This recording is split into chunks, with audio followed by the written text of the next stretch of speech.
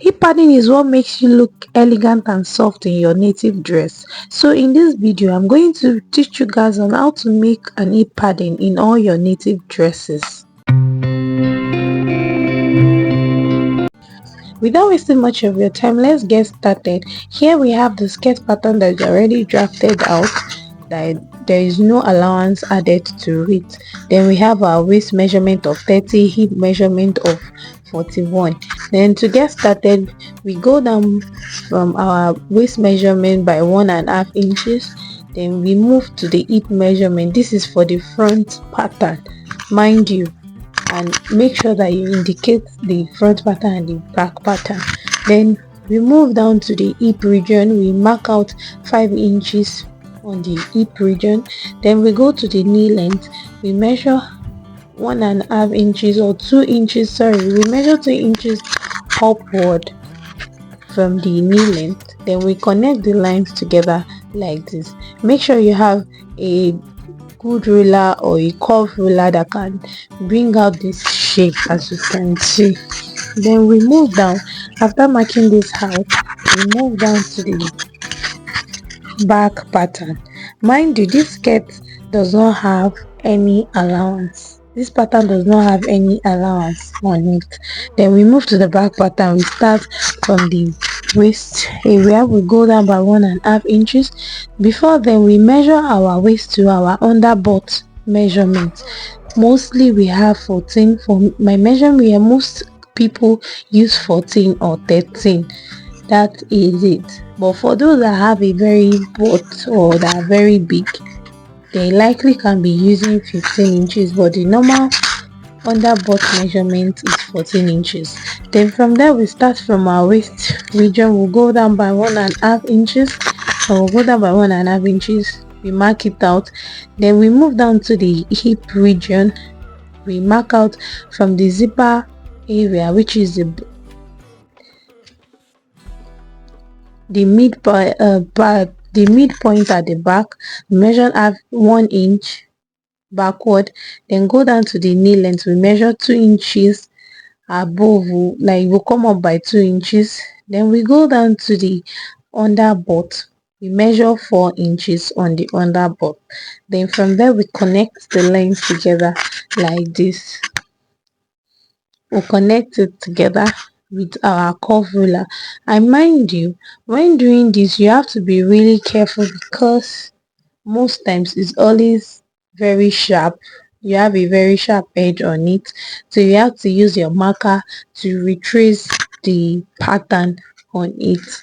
So you use your marker to retrace the pattern like this. So from there, you're going to start by cutting out this pattern. Then you're going to start by cutting out this pattern. Then mind you, you're going to be indicating the downward and the upward side, in order when you're joining it, you won't make mistake by mistaking the down for the up. Then you indicate the arrow facing up and down for it like this before continuing with the cutting. Then it also indicates the pattern itself. Then you start by cutting this pattern. If you have found any value in this video, please don't hesitate to like, share and comment on this video. So stay with me and as we continue with the tutorial video. So now we are going to start by placing our pattern paper on the pad, the hip pad itself. Then we pin it down. We pin it down to the hip pad. Then cut out the pattern that we need already. We start by pinning this pad down to the hip pad, and mind you, don't forget that while doing this, this is a 0.5 hip pad. So in order, if you want it to be big, you could decide to use 1.0. We have different sizes of hip pad. So for this we are having 0.5, because it's actually make it so natural when you're wearing it on your body, to make it obvious that there is something inside. So mind you, we cut out the patterns.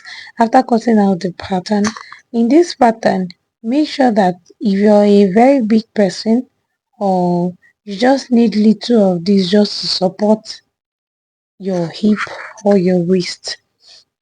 And for this part, you're going to now, after cutting this thing, you're going to indicate the upper and the down part of this hip pad. Don't forget that this is actually very, very necessary while doing this. So after cutting out all this pattern, you now start by placing it. You start by wherever you've indicated that it will be facing the back part. At this point, you start by trimming off the part, like as I'm doing on this video. Start by trimming it off in order for it to be very smart on you. Nobody will know that you're actually wearing an hip pad on your native dress. So after achieving this hip pad of trimming off the excessive part, let me know what you'll be using this hip pad to make on your by yourself. So if you're after making out this hip pad, you're going to be using your stay to gum out the parts together, and also don't forget to indicate the downward and the upward side. So if you have found any value in this video, please don't hesitate to like, share and comment on this video. See you next time. Bye.